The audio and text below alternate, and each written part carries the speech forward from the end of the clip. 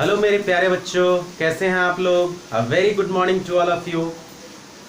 Bye the honour of Abhishek physics classes, Abhishek sir welcome you all in my online lecture classes, lecture number 4 of class 11th। बच्चों कैसे हैं आप लोग। और I think आप लोग ठीक ही होंगे, आप लोग घर में होंगे, सुरक्षित होंगे, क्योंकि कोरोना की महामारी बहुत बढ़ चुकी है। आप लोग घर में रहिए, सुरक्षित रहिए, क्योंकि आप लोग जानते हैं कि घर से निकलने के बाद बीमारी आप अपने घर ले कर आओगे। आप ही नहीं बल्कि पूरे परिवार को इससे इन्फेक्शन होगा, तो इसलिए आप घर में रहें और अपने परिवार को सुरक्षित रखें। स्टूडेंट्स, मुझे बहुत खुशी है, प्रीवियस लेक्चर्स को लेके आप लोगों का बहुत सपोर्ट और प्यार मिल रहा है। तो आप लोगों से यही निवेदन है कि जितने सारे लेक्चर्स बन रहे हैं, कृपया करके उस लेक्चर्स को देखें, समझें, और किसी तरह का प्रॉब्लम क्रिएट हो तो कमेंट सेक्शन में जाकर आप हमसे क्वेश्चंस पूछ सकते हैं किसी तरह का। और उसके बाद आप नीचे जो सुंदर वाला रेड बटन है उसको दबाएं और सब्सक्राइब करें चैनल को, ताकि आपको आने वाली जितनी सारी इंफॉर्मेशंस है वो मिल सके। और ज़्यादा से ज़्यादा इन सारे वीडियोस को अपने ग्रुप्स में, अपने फ्रेंड सर्किल में शेयर करें, ताकि और भी बच्चे इसका लाभ उठा सके। चलिए, हम लोग प्रीवियस लेक्चर में डायमेंशन निकालना सीखे, तो इस लेक्चर में भी हम लोग कुछ इंपॉर्टेंट डायमेंशंस को डिस्कस करेंगे। तो आप लोगों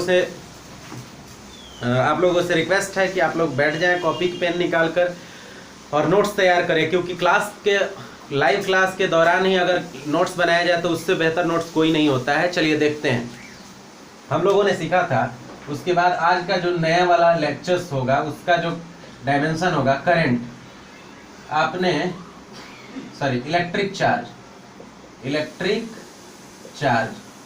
इलेक्ट्रिक चार्ज के बारे में आपने जाना होगा। इलेक्ट्रिक चार्ज को क्यू से रिप्रेजेंट करते हैं, उसका फॉर्मूला I × T होता है। इलेक्ट्रिक चार्ज जो होता है बाबू, उसको आवेश बोलते हैं। अब देखिए, I × T का मतलब होगा, I से करंट को लिखते हैं और T से टाइम को लिखते हैं। ओके, करंट यानी धारा और T से यानी कि समय। अब देखिए बाबू, मैंने आपको डायमेंशनल फॉर्मूला, जब डायमेंशनल सिंबल लिखे थे तो उसमें करंट का जो सिंबल था वो क्या था, A था, A⁴ क्योंकि करंट एक है और टाइम भी एक है। तो ये वाला जो हो गया, ये डायमेंशनल फॉर्मूला हो गया किसका, इलेक्ट्रिक चार्ज का। इसका एक और फॉर्मूला हो सकता है, A को I भी बोलते हैं और T1 ऐसे, या फिर MLT में अगर आप लिखना चाहते हैं MLT, और A एक्स्ट्रा आपको लिखना होगा। A⁴ है, T⁴ है, L⁴ कितना है 0, M⁴0। ये तीनों फॉर्मूला हो सकते हैं एक इलेक्ट्रिक चार्ज का। ओके, तो आप लोगों से रिक्वेस्ट है, आप लोग ध्यान से देखते रहें सारे फॉर्मूलाज को, ठीक है। अब देखिए, आगे जो है बाबू, आगे जो है वो है इलेक्ट्रिक पोटेंशियल। क्या है, इलेक्ट्रिक पोटेंशियल। इलेक्ट्रिक पोटेंशियल का मतलब होता है, इलेक्ट्रिक पोटेंशियल का मतलब होता है विभव। अब देखिए, पोटेंशियल कोई भी चीज का काम करने का क्षमता है। तो चार्ज ही ना काम करता है कंडक्टर के अंदर, तो work upon charge, work upon क्या होगा, चार्ज।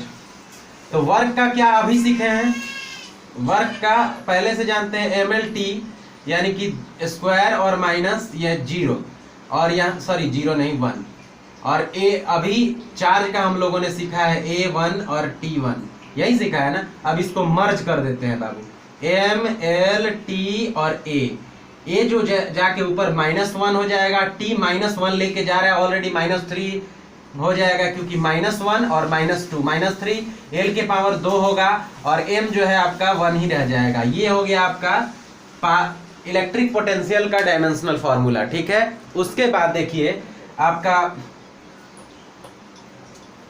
आपके पास है इलेक्ट्रिकल रेजिस्टेंस। क्या है बाबू, इलेक्ट्रिकल रेजिस्टेंस। इलेक्ट्रिकल रेजिस्टेंस जो होता है, इसको प्रतिरोध बोलते हैं।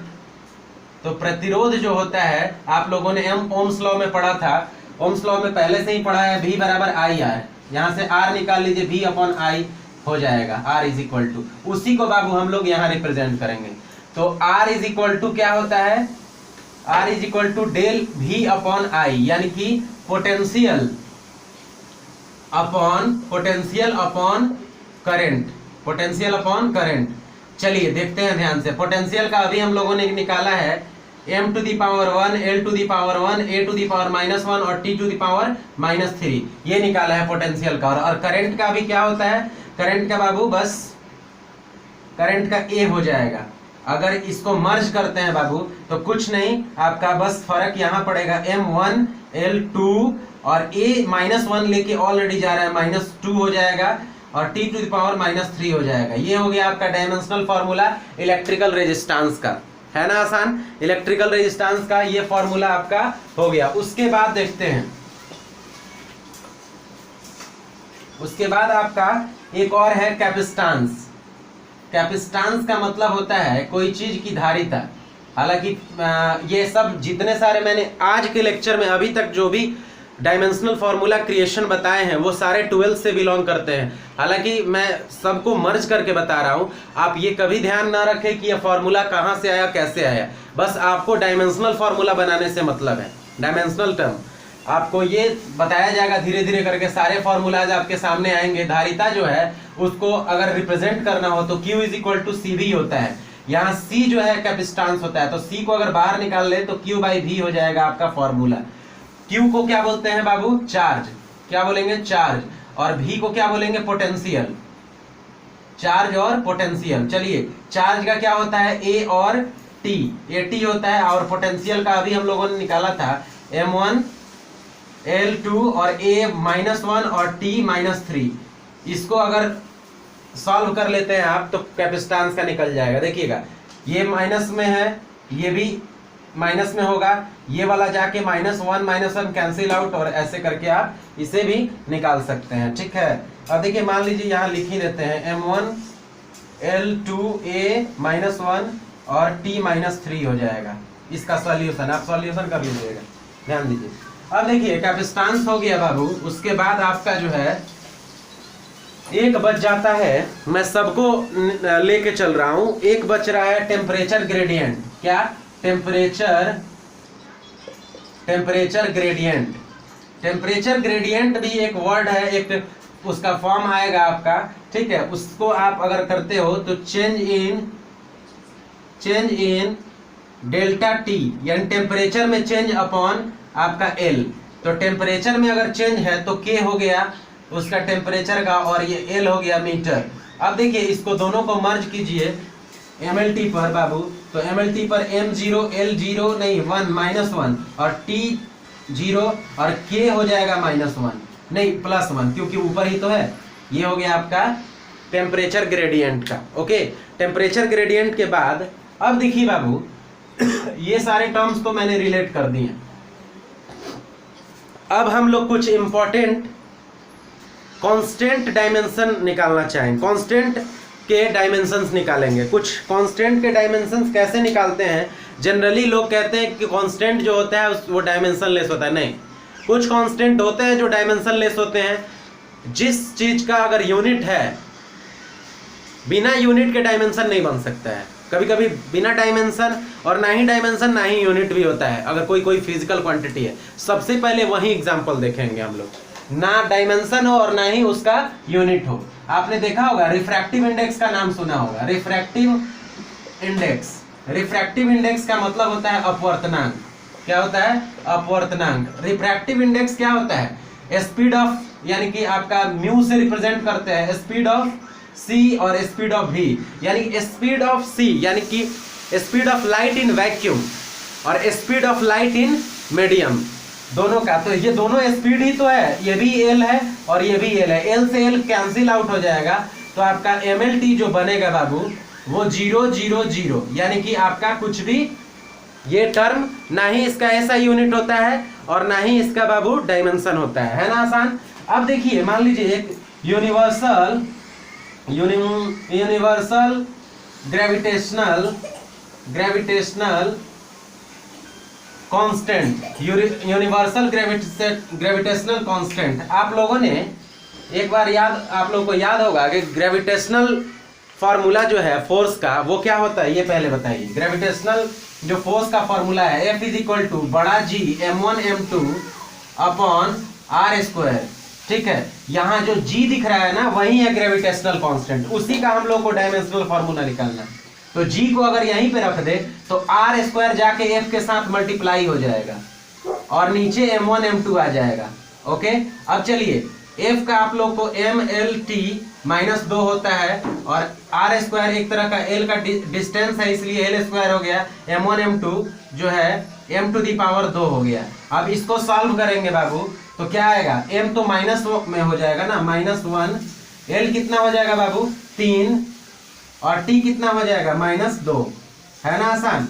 इस तरह के टर्म्स आप रिलेट कर सकते हैं, मतलब कांस्टेंट को भी आप, लेकिन कांस्टेंट ये पहले जानना होगा कि जो फॉर्मूला है उसमें वो कांस्टेंट है कहाँ, उसको पकड़ो खींच के फेंको। कांस्टेंट का डायमेंशन फॉर्मूला नहीं होता है तो उसी का निकाल पाओगे ना, उसका निकाल सकते हो, वो डायमेंशनली 0 होता है, वो कुछ नहीं होता है। चलिए उतार लिया आपने।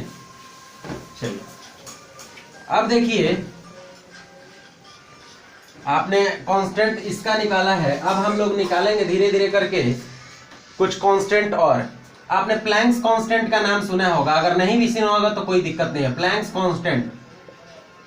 कांस्टेंट जो होता है, ठीक है, प्लैंक्स कांस्टेंट जो E = hf, h यहाँ पे बाबू प्लैंक्स कांस्टेंट है तो h = E/f हो गया। E क्या है, एनर्जी, और F क्या है, फोर्स। चलिए सॉरी फोर्स नहीं, आई एम रियली सॉरी, ये फ्रीक्वेंसी है। क्या है, फ्रीक्वेंसी है। फ्रीक्वेंसी जो होता है 1/2, एनर्जी क्या है mLT, यानी 2 बार ये -2 बार, और फ्रीक्वेंसी T-1 होता है, ऑलरेडी निकाले हैं हम लोग कुछ दिन पहले क्या, पिछले 2 लेक्चर्स के पहले। अब देखिए यहाँ पे बाबू जब हम लोग इसको मर्ज करेंगे तो M तो वैसे ही 1 रह जाएगा, L कितना हो जाएगा वैसे ही सर 2, और T माइनस ऑलरेडी है तो -1 हो जाएगा, क्योंकि -1 जाके इसको प्लस कर लेगा अपना, तो ये हो जाएगा आपका बाबू प्लैंक्स कांस्टेंट का, है ना मजेदार। किसी तरह का आप निकाल पा रहे हैं डायमेंशन, कोई भी बड़ा से बड़ा अगर डायमेंशन फॉर्मूला निकालना हो। जनरली बाबू एग्जाम में जो जेई और नीट का एग्जाम जो है उसमें आपको कांस्टेंट से ही पूछा जाता है, क्योंकि बच्चे कांस्टेंट में कंफ्यूज रहते हैं, वो पहले ही ध्यान ही नहीं दे पाते हैं आखिर ये कांस्टेंट को कैसे पहले उनको ड्रैग आउट करना है। कांस्टेंट को खींच के बाहर निकालो, उसके बाद फॉर्मेशन करो उसके फॉर्मूला को, उसके बाद डायमेंशन उसका उसमें लिख के आप मल्टीप्लाई करो, ऐड करो, जो करना है करो, ठीक है। उसके बाद देखिए एक है बोल्ट्जमान कांस्टेंट। बोल्ट्जमान कांस्टेंट जो होता है यह भी आपको बहुत ही इंपॉर्टेंट है। PV = KT होता है। क्या होता है, PV = KT।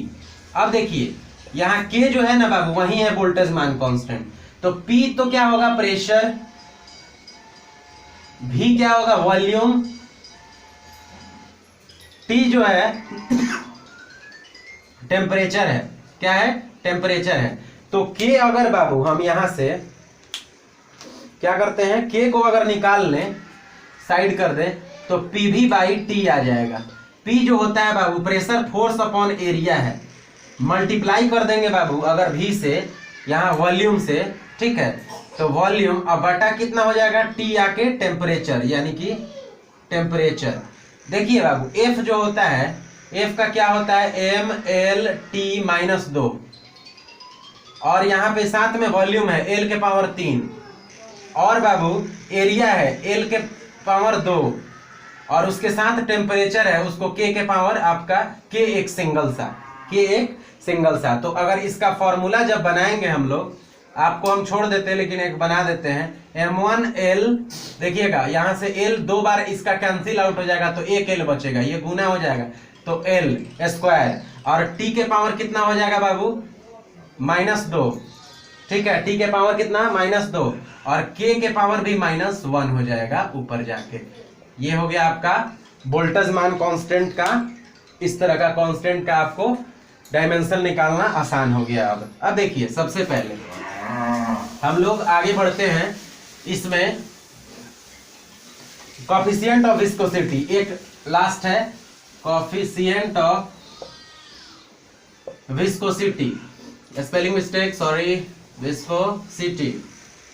Coefficient of viscosity को ईटा से डिनोट करते हैं, ईटा से। इसका जो टर्म है बाबू वो होता है F is equal to eta A delta V upon delta Z।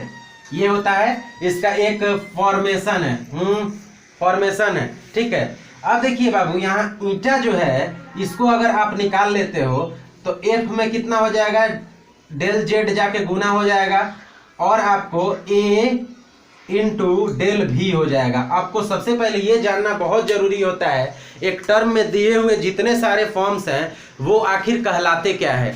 तो यहाँ पे ये तो फोर्स है, ओके, ये तो यही तो कांस्टेंट है, ये एरिया है, और डेल V जो है चेंज इन क्या है, वेलोसिटी, और डेल Z जो है चेंज इन डिस्प्लेसमेंट यानी चेंज इन डिस्टेंस है। क्या है, डिस्टेंस है, चेंज इन डिस्टेंस है। तो F जो है बाबू mlt -2 होता है, और डेल Z जो है वो क्या है, चेंज इन डिस्टेंस, तो L हो जाएगा, और एरिया को L to the power L 2 power, और वेलोसिटी जो है LT -1 होगा। इसको आप सॉल्व करोगे, जो आएगा वो आप लिखोगे, ठीक है। जितने सारे कांस्टेंट, इसमें कंफ्यूजन आपको क्रिएट नहीं होना चाहिए, ठीक है।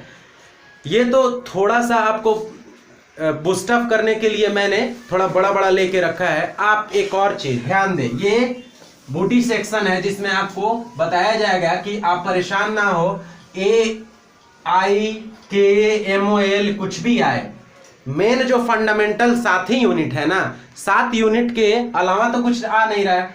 MLT मैंने बोला था आपको, MLT के अलावे अगर आपके पास क्या क्या आ सकता है, A आ सकता है, K आ सकता है, MOL आ सकता है, C आ सकता है, यही आएगा ना।